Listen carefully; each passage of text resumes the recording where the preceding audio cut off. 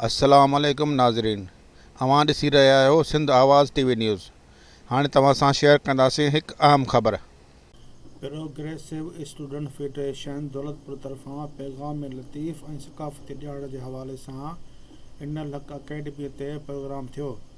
Programme जी शुरूआति शाह अब्दुल लतीफ़ भिटाई जे wise सां थी, जेका ग़ुलाम नबी ओठो पेश कई, जॾहिं त BRSF ज़िले नुशर फ़रोज़ जे चीफ ऑर्गेनाइज़र कॉमरेड गुलाब खान उनड़ आयल सभिनी महिमाननि खे भलीकार कयो।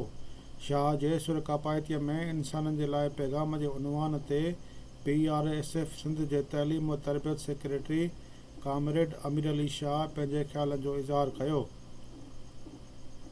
उन सां गॾोगॾु अवामी वर्कर पार्टी सिंध जे नेशनल कमेटी जे मेंबर कॉमरेड अहमद ख़याम सक़ाफ़त ऐं उन जे विसारियल ऐं खुटल पासनि ते ख़्यालनि जो इज़हार कयो।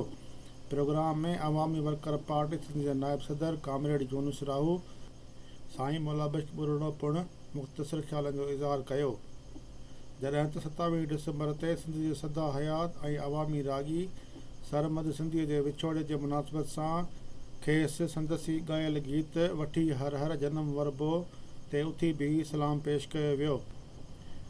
आख़िर में BRSF सिंध जे इंफॉर्मेशन सेक्रेटरी शुक्रिया अदायगी कई। ऐं वधीक ताज़ा तरीन ख़बरनि लाइ ॾिसंदा रहो सिंध आवाज़ टीवी न्यूज़ ऐं सब्सक्राइब करणु न विसारींदा।